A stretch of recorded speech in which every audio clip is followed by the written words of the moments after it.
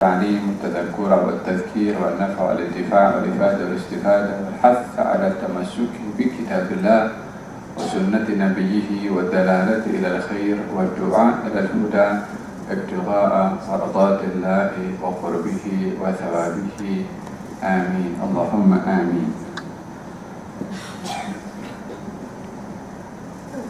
Ada soalan di sini, bolehkah seorang yang telah memeluk agama Islam mendoakan ibu bapanya yang bukan Islam yang telah meninggal dunia?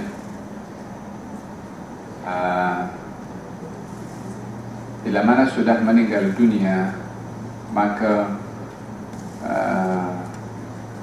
dilarang atau tidak dibenarkan atau tidak lagi ada kesan apa-apa kepada seseorang yang meninggal dunia dalam keadaan kufur kepada Allah Subhanahu wa ta'ala. Yang demikian disebutkan bahwasanya larangan mendoakan kepada orang-orang musyrikin atau orang-orang yang meninggal dunia dalam keadaan kufur kepada Allah. Kalaupun mendoakan pun juga tak akan membawa kesan apapun atas doa tersebut. Tapi bila mana masih hidup, maka boleh mendoakan, diberi kesehatan, diberi rezeki. Yang terpenting sekali adalah doa, semoga Allah memberi hidayah dan dia beriman kepada Allah Subhanahu wa ta'ala.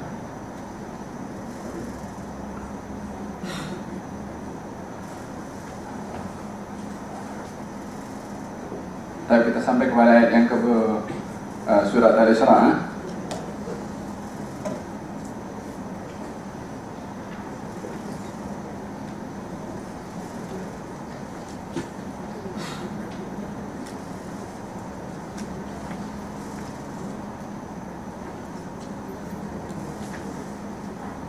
Ayat yang ke-34, betul. A'udzu billahi minasy syaithanir rajim. Wa la taqrabu mal al-yatim illa billati hiya ahsan hatta yablugha ashuddah wa awfu bil 'ahdi innal 'ahda kana mas'ula. وأوفوا الكيل إذا كلتم وزنوا بالقسطاس المستقيم ذلك خير وأحسن تأويلا ولا تقف ما ليس لك به علم إن السمع والبصر والفؤاد كل أولئك كان عنه مسؤولا ولا تمشي في الأرض مرحا إنك لن تخرق الأرض ولن تبلغ الجبال طولا كل ذلك كان سيئه عند ربك مكروها ولا تقربوا. Dan jangan kamu menghampiri malal yatimi, harta anak yatim, illa, melainkan, billati, dengan cara, hiya, yang mana cara itu, ahsan, yang baik atau terbaik, hatta yablugha ashuddah, sehingga anak yatim itu baligh. Wa aufu, dan tunaikanlah wahai sekalian kamu, bil ahdi, akan janji, innal ahda, sesungguhnya janji itu, kana mas'ula, akan dipersoalkan, akan dipertanyakan. Wa aufu, dan penuhilah, cukupkanlah, al-kaila, timbangan, bil idza kiltum, bila mana kamu menimbang, yakni dalam jual beli. Wazinu, dan timbanglah, bil qistasil mustaqim, dengan timbangan yang lurus.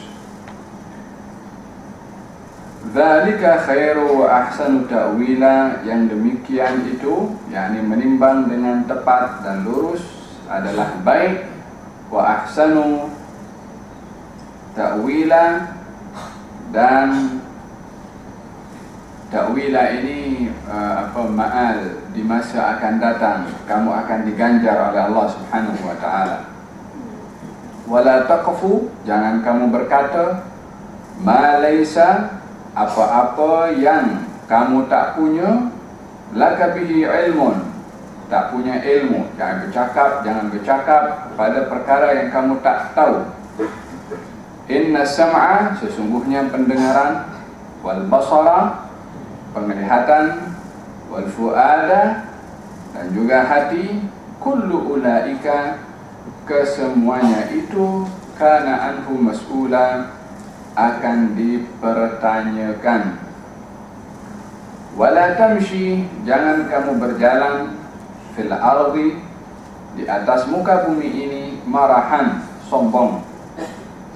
Innaka, sesungguhnya engkau, lan takhriqal arda, tidak dapat membelah bumi, walan tablughal jibala tula, ataupun meninggikan tubuh badanmu setinggi gunung.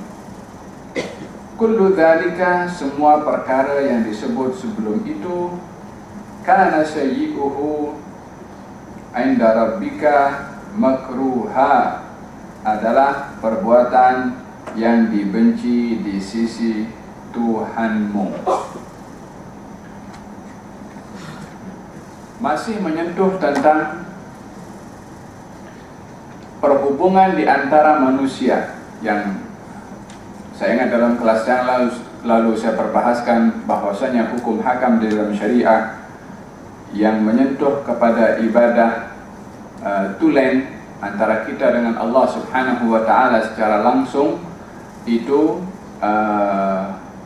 terhad kepada beberapa perkara, akan tetapi yang lebih banyak ibadah kepada Allah melalui interaksi kita dengan orang lain, baik kepada manusia atau jin ataupun kepada benda-benda mati yang ada di sekeliling kita.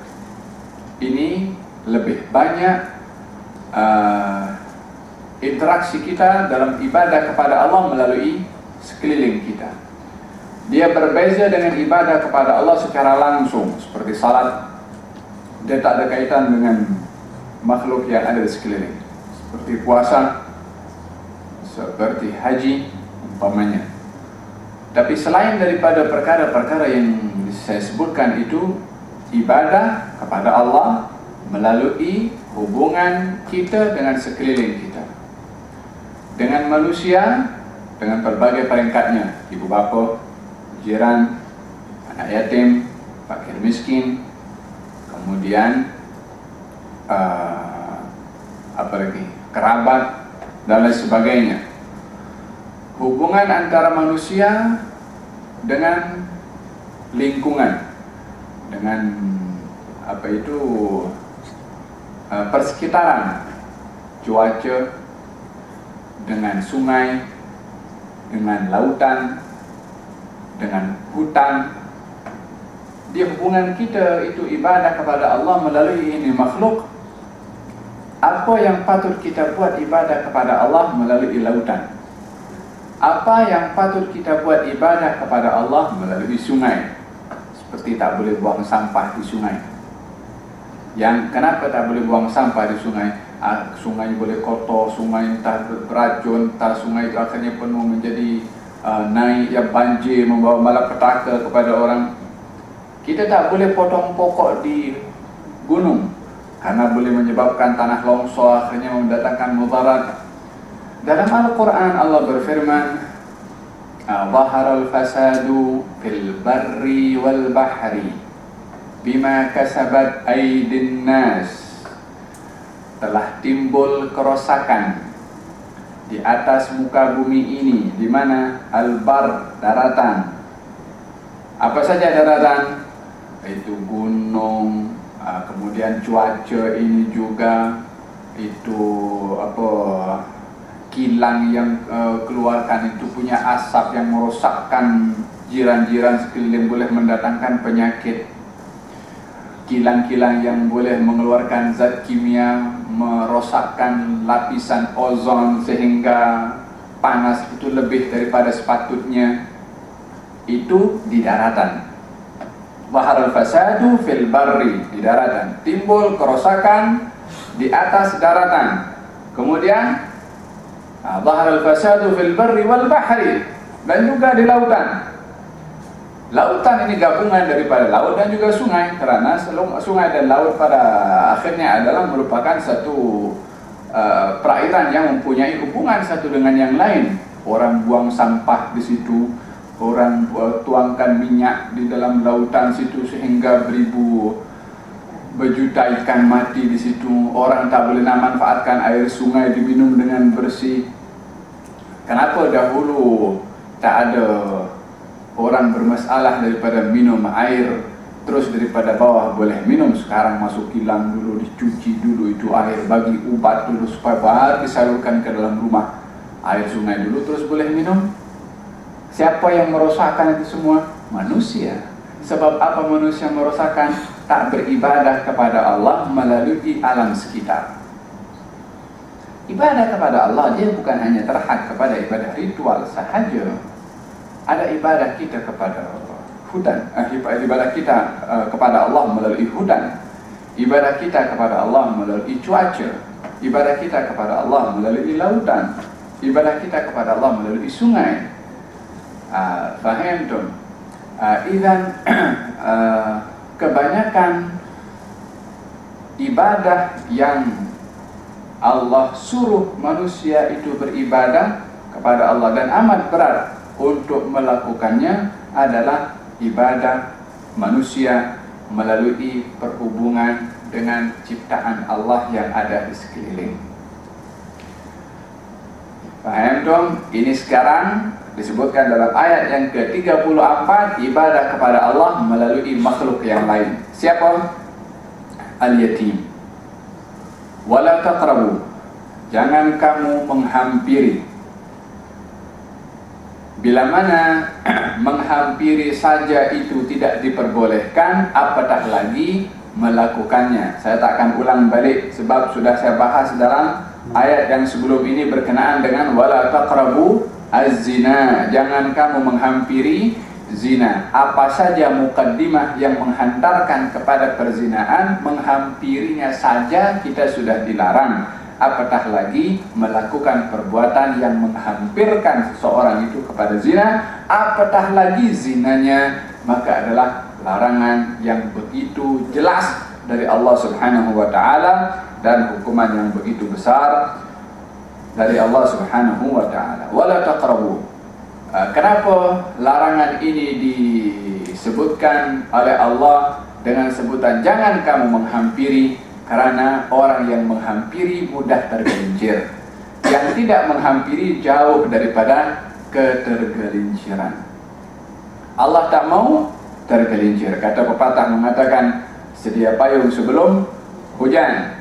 yakni mengelak diri daripada perkara-perkara yang buruk berlaku, maka hendaklah kita berhati-hati. Wala taqrabu, jangan kamu menghampiri. Apa yang tak boleh dihampiri? Malal yatim, mal harta, yatim, yatim, anak yatim. Siapakah anak yatim itu? Kalau bagi manusia, anak yatim itu adalah budak yang tak mempunyai ayah dan budak itu belum baligh. Maka ini dikatakan yatim. Tapi yatim bagi haiwan adalah yang tak punya mak. Kenapa? Bagi haiwan yang bertanggung jawab untuk cari, melindungi, menjaga kepada anak itu maknya. Tapi manusia yang bertanggung jawab untuk mencari nafkah, memenuhi keperluan anak, itu adalah bapaknya. Karena terkadang seorang anak bila mana tak mempunyai mak, bapak masih boleh untuk menitipkan anaknya kepada mana-mana tempat dengan membayar kepada orang yang boleh menjaga, menyusui kepada anaknya itu. Tapi yang demikian, walaupun ibunya tidak ada, makanya dalam Al-Quranul Karim ayah itu bertanggung jawab bila mana menghantarkan anaknya untuk disusui oleh perempuan lain, maka dia hendaklah membayarkan kepada orang yang menyusui itu. Siapa yang membayarkan? Ayahnya.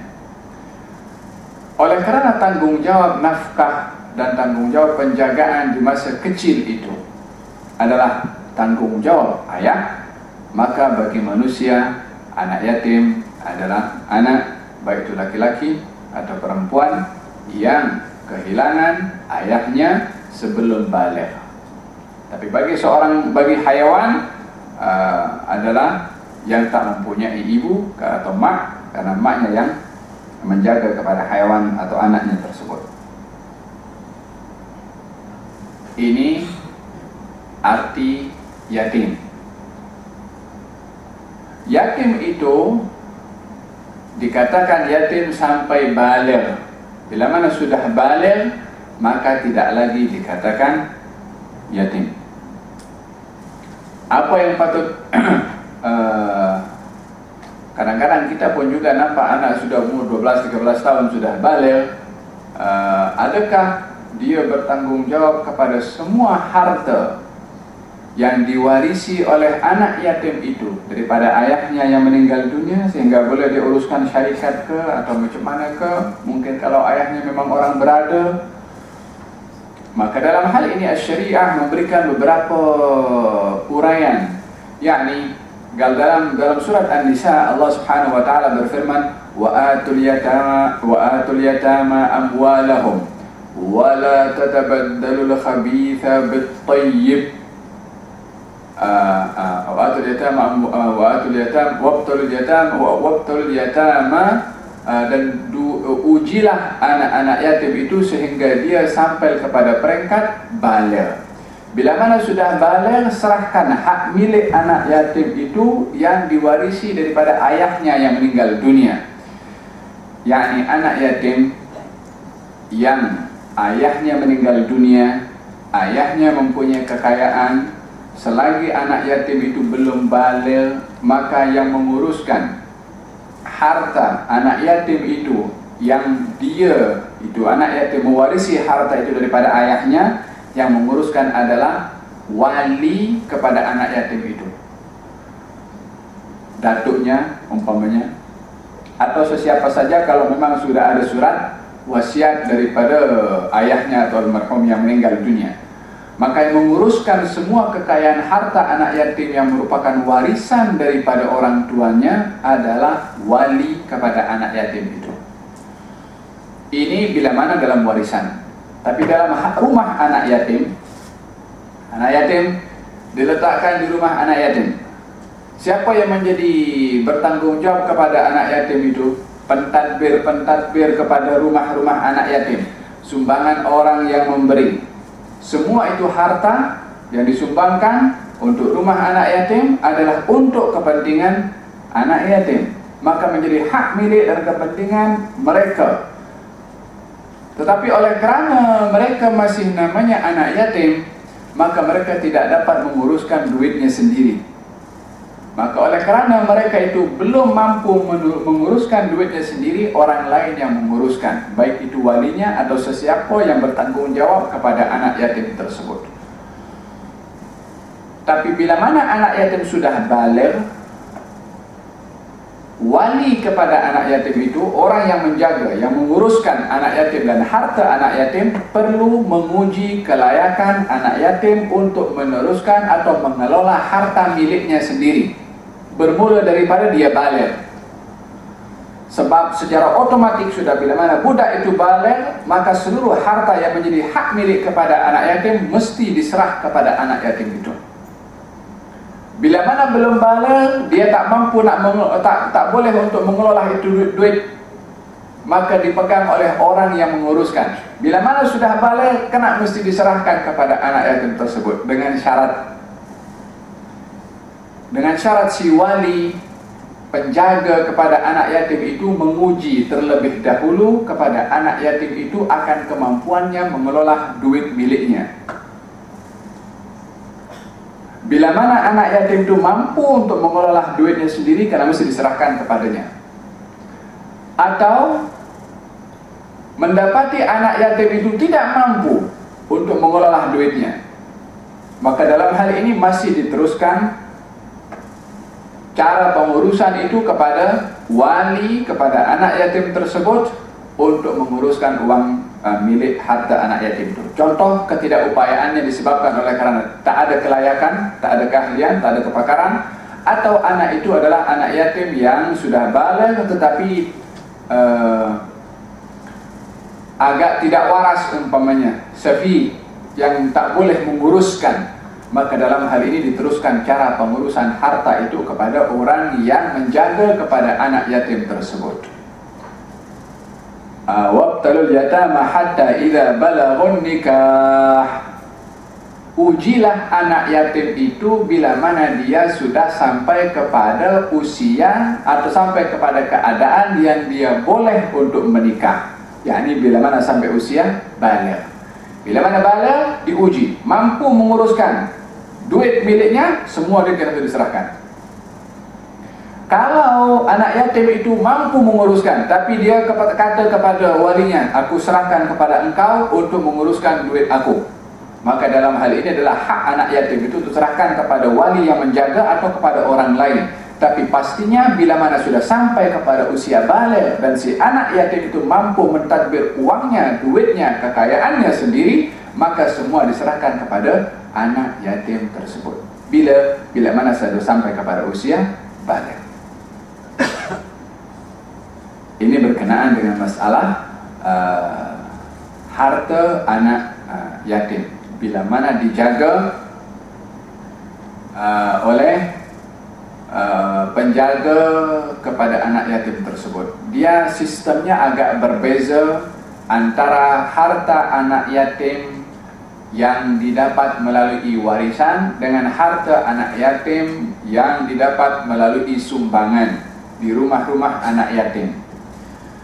Jangan pula nanti anak yatim berada di rumah anak yatim, kemudian dah sampai baligh dia kata give me 1 million daripada orang bagian. Sistem akan menentukan cara pelaksanaan harta yang disumbangkan daripada orang kepada anak-anak yatim yang dibela di rumah anak yatim. Tapi amanah kepada penjaga, pentadbir, pengelola kepada rumah anak yatim melalui harta yang didapat, bahwasanya ia termasuk harta milik anak yatim yang Allah suruh dalam ayat ini, wala taqrabu malal yatim. Jangan sekali-kali kamu ini menghampiri harta anak yatim. Ini bukan Allah kata jangan kamu pakai harta anak yatim, atau jangan kamu salah guna harta anak yatim. Tak, Allah berfirman jangan kamu hampiri harta anak yatim. Menghampiri saja tak boleh, apatah lagi nak mempergunakan. Kalau begitu siapa yang menjaga anak yatim kalau tak boleh kita nak menghampiri, mengelola rumah anak yatim? Illa billati hiya ahsan. Tak boleh mendekati harta anak yatim kecuali melainkan dengan cara yang terbaik. Apa cara yang terbaik? Cara yang dibenarkan oleh syariah. Apa cara yang dibenarkan oleh syariah? Wabtal yatama hatta idza balaghun nikah fa in anastum minhum rushdan fadfa'u ilaihim amwalahum wa la tatabaddalul khabitha bit tayyib. Ujilah anak yatim itu bila mana sudah sampai usia baligh. Bila mana kamu dapati mereka mampu mengelola harta mereka, serahkan harta mereka kepada anak yatim itu. Wala tatabaddalul khabitha bit tayyib. Jangan kamu gantikan perkara yang buruk dengan perkara yang baik. Dalam ayat yang lain, wala ta'kuluha israfan wa bidara. Jangan kamu makan harta anak yatim yang melampau. Innal ladzina ya'kuluna amwalal yatama zulman innama ya'kuluna fi butunihim nara. Sesungguhnya orang yang memakan harta anak yatim itu secara zalim, maka dia sebenarnya adalah memakan api. Ini yang dimaksudkan adalah mempergunakan harta anak yatim dengan zalim. Tapi dia bukan mempergunakan, mengelola harta anak yatim dengan cara yang tidak zalim, atau mempergunakan harta itu dengan cara yang hak. Itu adalah perkara yang dibenarkan, diperbolehkan. Macam mana mempergunakan harta anak yatim? Harta anak yatim itu bila mana dijaga oleh satu orang, daripada harta itu disimpan saja, tunggu sampai anak itu dewasa, balik baru diserahkan. Kalau duit itu disimpan saja, maka di dalam keadaan menunggu anak yatim itu balik berapa tahun, zakatnya mesti keluar. Setiap tahun zakat keluar, apa semua lama-lama habis. Itu anak yatim dah dewasa, duitnya dah tak ada. Untuk apa bagi zakat? Dah tinggal sikit saja, tinggal kurang daripada, atau minimum tinggal modal sahaja. Sebab macam tu setiap tahun berlalu dikena zakat, setahun lalu kena keluar zakat. Jadi harta anak yatim itu bila mana dijaga oleh satu orang penjaga anak yatim, sementara anak yatim itu masih kecil, penjaga itu boleh mengelola, boleh invest harta itu, diniagakan, dikembangkan harta itu untuk apa saja yang halal, untuk berniaga, untuk apa saja. Dalam meniagakan itu, keuntungan daripada hasil perniagaan itu adalah diberikan, peruntukan daripada keuntungan itu untuk anak yatim. Selebihnya orang yang mengelola, penjaga itu boleh dia ambil apa yang secukupnya, sewajarnya, tanpa melihat aku yang mengelola, aku kena lebih banyak, aku bagi dia 1%, aku ambil 99% daripada profit. Berapa biasanya dalam transaksi atau meniagakan harta dengan modal yang ada, selalunya berapa peruntukan untuk tuan punya modal dan berapa peruntukan untuk pengelola yang menjalankan itu harta. Dengan cara tidak zalim, maka pengelola duit harta anak yatim itu boleh untuk mengambil keuntungan daripada harta anak yatim yang dikelola oleh penjaganya tanpa ada pengambilan hak harta anak yatim. Maka dalam hal ini, penjaga anak yatim boleh mempergunakan, mengembangkan, invest pada harta anak yatim dan mengambil keuntungan sewajarnya. Kalau harta anak yatim itu sudah berjalan, bolehkah dia mengambil sebagai gaji dan upah penjaganya itu? Atau penjaga anak yatim boleh tak mengambil gaji dan upah daripada menjaga harta anak yatim? Boleh. Daripada harta anak yatim, daripada harta anak yatim. Sebab yang menjaga itu, dia ada tanggungjawab juga kepada ahli keluarganya, kepada anaknya, kepada yang lain. Sementara dia punya tenaga, waktu, fikiran difokuskan untuk menjaga kepada anak yatim itu sendiri. Kalau dia tak digaji dalam menjaga kepada anak yatim itu, sementara dia ada tanggungjawab kepada keluarganya, anak yatimnya orang yang berada. Ini tak semua yatim miskin. Yatim kalau dia punya ayah itu berharta, maka dia yatim yang kaya.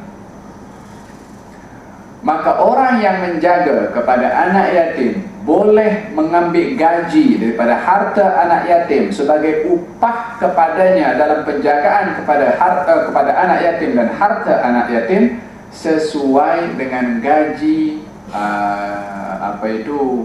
purata kepada orang bekerja seperti itu, berapa dia punya gaji. Setakat itu dia boleh untuk menerima gaji daripada harta anak yatim. di dalam mempergunakan harta anak yatim itu, yang dilarang adalah bila mana mempergunakannya dengan cara yang zalim, tidak menepati daripada kebenaran. Tapi dalam Al-Quranul Karim, walaupun Allah Subhanahu wa ta'ala membenarkan kepada penjaga anak yatim untuk mengambil harta sebagai gaji dan upah daripada harta anak yatim, Allah Subhanahu wa ta'ala berfirman, dan barang siapa yang dia itu istighfar. Apa itu istighfar? Yakni perbuatannya di dalam menjaga, melindungi, membela anak yatim itu ikhlas kerana Allah Subhanahu wa ta'ala, dia berhak untuk mendapatkan gaji daripada harta anak yatim. Tapi dia tak mahu, dia nak serahkan semua harta anak yatim. Macam mana menjadi hak kepada anak yatim, semuanya diserahkan. Apa yang menjadi hak kepada dirinya daripada gaji yang dia boleh dapat atas kerja menjaga kepada anak yatim, dia tak ambil, yang demikian itu lebih baik, kata Allah Subhanahu wa ta'ala. Waqtalul yatama hatta idza balaw nikaha fa in anastum minhum rushdan fadfa'u ilayhim amwalahum wa la tatabaddalu al-khabitha bit-tayyib. Man yasta'fif, barang siapa yang dia beriffah, tak mahu mengambil, yang demikian itu adalah lebih baik. Tapi kalau nak mengambil, diperbolehkan sewajarnya. Walihada para sahabat radhiyallahu anhum wa ardahum, dahulu mereka yang membela kepada anak-anak yatim ketika dilarang oleh Allah Subhanahu wa ta'ala untuk memakan harta anak yatim, mereka itu harta anak yatim awalnya yang mereka jaga, harta anak yatim dan harta milik penjaga harta anak yatim itu diasingkan. Bila mana nak memasak, berapa kapasiti keperluan anak yatim itu untuk makan satu hari, diambil daripada dia punya harta anak yatim itu, dimasak, berasingan dengan masakan yang untuk dimakan oleh penjaga anak yatim dan ahli keluarganya. Masaknya beza, sehingga makanan yang dimakan oleh anak yatim itu terkadang tak boleh habis, ada sisa nak dimakan, takut juga, sebab takut makan harta anak yatim bukan dengan cara yang benar sehingga dihukum oleh Allah Subhanahu wa ta'ala. Dan pada hal ini terkadang-kadang makanan itu pun juga akhirnya tidak dimakan.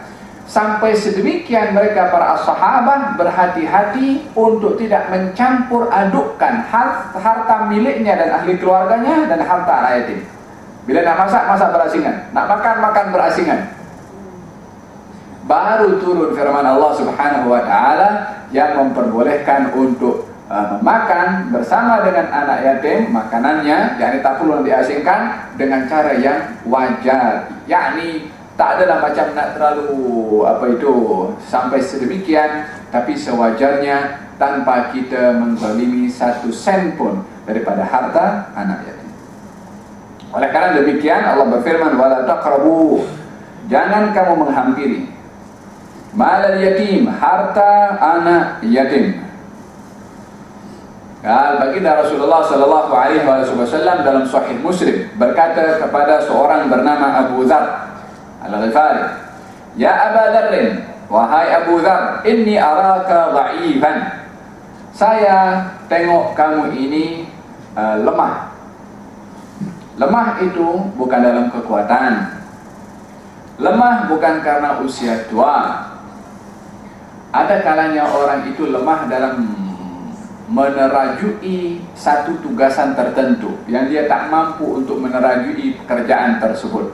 Ketidakmampuan untuk menerajui pekerjaan tersebut, maka itu yang dikatakan lemah di dalam menerajui pekerjaan itu. Apa kelemahan Abu Dzar?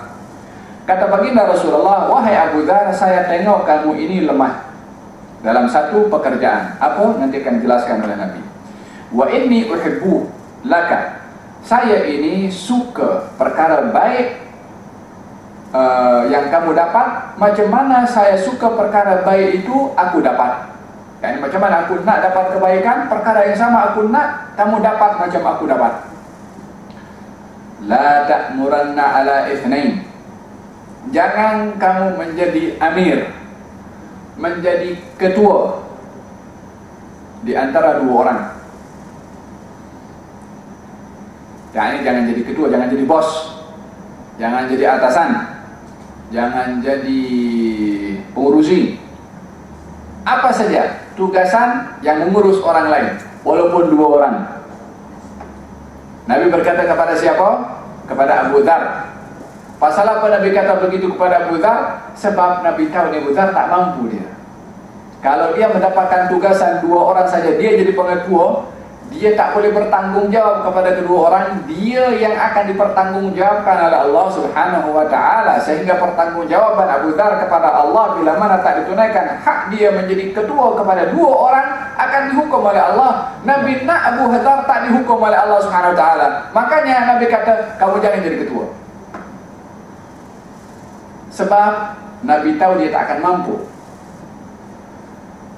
Masing-masing tahulah kapasiti dirinya apa boleh yang dia, pekerjaan yang dia nak terajui, nak kerja di situ, nak jadi apa saja, nak jadi ketua apa saja. Kalau dia mampu dengan pertanggungjawaban yang dia akan dipertanggungjawabkan oleh Allah, silahkan. Kalau agaknya 50-50 macam dua atau tak, baik kita mengelak, jangan menawarkan diri untuk dipilih menjadi ketua. Kata baginda Rasulullah, la ta'muranna ala ithnain, jangan kamu jadi ketua di antara dua orang. Wala tuwalliyanna mal yatim, dan janganlah kamu menjadi wali, menjadi penanggung jawab, menjadi penjaga, menjadi pengurus kepada harta anak yatim. Kamu tak akan mampu, kata Nabi. Nabi bagi tahu seperti ini sebab seseorang itu bila mana menerima satu tanggung jawab, dia akan dipertanggungjawabkan oleh Allah Subhanahu wa ta'ala. Dan bila mana seseorang itu menyadari ketidakupayaannya di dalam menerima satu tanggung jawab yang besar dan ada pertanggungjawaban di situ, maka lebih baik dia mengelak daripada menawarkan diri untuk menerima tanggung jawab tersebut, sehingga dia pun akan dipertanggungjawabkan oleh Allah. Allah menerima alasan langit dan bumi serta gunung ganang. Ketika ditawarkan satu tawaran oleh Allah Subhanahu wa ta'ala, langit dan bumi dan gunung ganang ini merasa dirinya tak mampu untuk menerajui, menerima ini amanah. Maka langit dan bumi ini mengatakan, kami tak berani. Lebih baik kami mengatakan daripada sekarang kami tak sanggup. Bukan tak nak terima apa yang Allah nak bagi, tapi kerana takut bertanggung jawab, tak dapat menunaikan apa yang diberi oleh Allah sebagai amanah untuk ditunaikan hak amanah itu. Dalam Al-Quran Allah berfirman, apa itu? Dalam surat Ar-Rum, saya ingat, Inna aradna al-amanata, kami Allah tawarkan amanah, ala samawati, pada langit-langit 7. Besar ini langit ini, 7 langit ditawarkan. Wal ardi, bumi pun aku tawarkan, bumi yang datar dan ke bawah. Wal jibal, gunung pun di atas bumi, diasingkan oleh Allah gunung dan juga bumi, walaupun gunung di atas bumi. Inna aradna al-amanata 'ala samawat, kami Allah tawarkan amanah. Ini amanah aku dah bagi kepada siapa? Langit-langit. Wal ardi, bumi. Wal jibali, dan gunung ganang. Fa'abaina, mereka tak nak. Langit tak nak, bumi tak nak, gunung tak nak. Apa pasal tak nak? Fa'abaina an yahmilnaha wa ashfaqna minha, sebab gunung, bumi dan juga langit takut tak dapat nak tunaikan ini amanah. Wa ashfaqna minha wa hamalaha al-insan, dibawa oleh manusia. Kita ini semua yang bawa ini amanah. Gunung tak nak, langit tak nak, bumi pun tak nak. Manusia yang tak sebesar gunung, tak sekuat, tak setinggi langit, tak sehebat bumi, mau terima itu amanah. Wa hamalaha al-insan innahu kana zaluman jahula. Ini amanah dibawa oleh manusia, sesungguhnya manusia itu zalum, banyak berlaku zalim, jahul, banyak tak tahu. Langit bumi pun dah surrender daripada awal. Tapi keistimewaan yang diterima oleh manusia untuk menerima amanah itu, Allah memberikan kekuatan yang tak ada pada langit, tak ada pada gunung, tak ada pada bumi. Yang boleh menerima ini amanah. Apa itu? Apa kekuatan yang ada pada manusia boleh menerima amanah Allah Subhanahu wa ta'ala? Hati.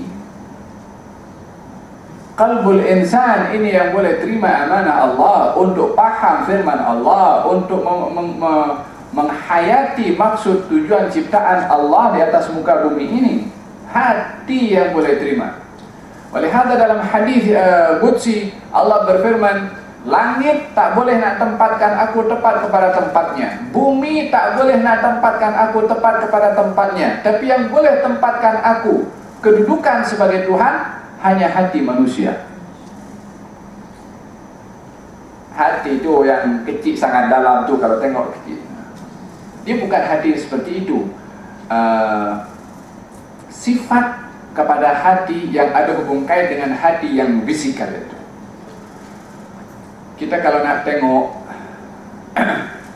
kita hafal Quran surat Al-Ikhlas, nak dicari di mana agaknya di otak kita itu surat Al-Ikhlas ya tertulis di kita punya otak atau di kita punya hati? Tak ada. Kita pun itu dalam komputer, kita simpan save berbagai macam file dalam. Kalau kita bongkar ke komputer dalam, kita boleh jumpa ke tulisan apa file yang kita simpan? Tak boleh, teman. Sama juga hati manusia ini mempunyai satu kekuatan yang luar biasa. Bila mana hati itu dijaga untuk sentiasa kuat, sehingga dia tegar menghadapi segala permasalahan. Walihada wa hamalahal insan, dibawa ini amanah oleh manusia. Ramai daripada manusia itu zalim dan jahul, tak tahu. Tapi bukan berarti manusia yang menerima amanah itu tak tahu atau zalim, tak. Kebanyakan yang tak tahu dan jahil. Tapi ada manusia yang menerima amanah itu, yang dia tidak zalim, yang dia tidak jahil. Para anbiya, para rasul, para aulia, para ulama, mereka memegang, membawa amanah Allah Subhanahu wa ta'ala, tidak zalim kepada dirinya, tidak zalim kepada makhluk Allah yang lain. Dia pun alim kepada amanah yang dibawa oleh mereka yang mengetahui akan amanah tersebut. Tapi ramai yang tak tahu, ramai yang zalim. Faham tu? Dan ini pesanan Nabi SAW kepada Abu Dhar. Jangan kamu menjadi pengurus kepada harta anak yatim. Jadi maksudnya bukan kita dilarang, tak, asal kita tahu tanggungjawab mengelola kepada harta anak yatim dan kita mampu untuk melakukannya, maka itu akan adalah mendapatkan satu ganjaran yang besar. Ana wa kafilul yatama kahataini fil jannah, kata baginda Rasulullah, saya dan penjaga anak yatim itu macam ni di syurga. Dirapatkan antara jari telunjuk dengan jari tengah oleh Nabi, yakni rapat dengan aku nanti di hari kiamat. Dia bukan lagi dikatakan oleh Nabi orang yang menjaga anak yatim masuk syurga. Tak, dia beritahu rapat dengan aku. Jangan tanya syurganya dah. Kalau dah dapat dengan Nabi, syurganya adalah yang tertinggi.